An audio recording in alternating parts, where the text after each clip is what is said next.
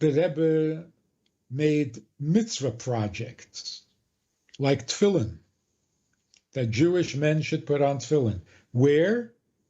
In the street, not in the synagogue. Stop hiding. Let the world see what's Jewish about Jews. It'll heal us, and it will impress the world. That's a huge part of the healing. Giant menorahs, not a little candle in your window. Giant. Of course, you have to put a candle in your window just to do the mitzvah. But in terms of publicity and public awareness, the bigger the better. It is absolutely amazing. The Rebbe's disciples, the Rebbe's emissaries, have taken over for the Rebbe in carrying the responsibility for the Jewishness of the world. No shliach is a private citizen and interested only in his own little community, his own congregation or synagogue. The shluchim all over the world collectively are doing what the Rebbe did individually. Take responsibility for Judaism. Doesn't matter what it takes, where, who, you are responsible. That's an amazing thing. And we're talking about ordinary people. We're not talking about heroes. They become heroes in the doing. But when they start, they're just mediocre couples. They become great. But it's not like they're handpicked, because they're the best and the most talented no. They just are willing to take responsibility. So they become the first responders. They get to a disaster before FEMA does. With helicopters, with water supply, amazing. What would you tell people how to acquire this Jewish pride?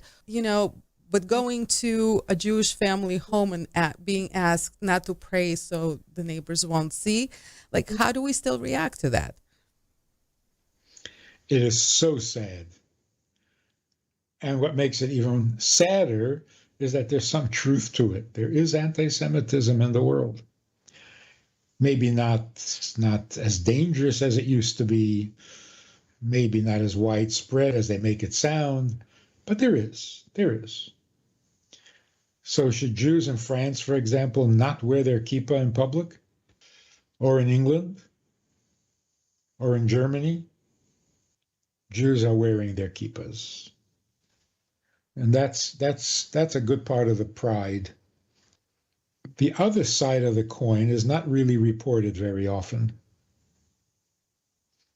The respect that people have for a Jew putting on tefillin or keeping Shabbat, that is much greater and much more popular than the anti-Semitic reactions where they happen, if they happen, whatever. So if we want people to respect our identity, our history, our legacy, and our future, we have to let them see it. Talk about it in public, share it with everybody you know. The history of the Jews, the beautiful, refined appreciation of God's commandments. It's so elegant. It's so impressive, even to people who don't believe in God. I don't know why we would be hiding it. And I don't know what we have to be ashamed of or what we have to apologize for. So a little more healing, and we'll pull off the biggest miracle of all. Healthy, proud Jews just a few days after a Holocaust. They said it can't be done, but we're doing it. We said it can't be done, and we're doing it. That is really, really a sign that there is something to this Jewish thing. If you enjoyed this conversation or this topic, and you're looking for more information, or you want to hear it again from another angle, there is a way to do that. And that is in this book. It's all there. Order it from Amazon. You can read it, reread it, and share it. We have a Sunday night program for VIPs that you might be interested in. It's informal. It's questions and answers. It's conversation. It's really relaxed. It's really pleasant, enjoyable, informative, and kind of community-like.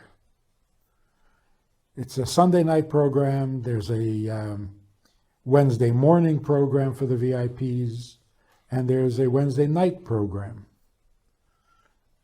All of it just conversation, casual, laid back, unscripted. So join us. Take a look. Click the link below and see which of the three suits you best, and join us for some enjoyable conversation.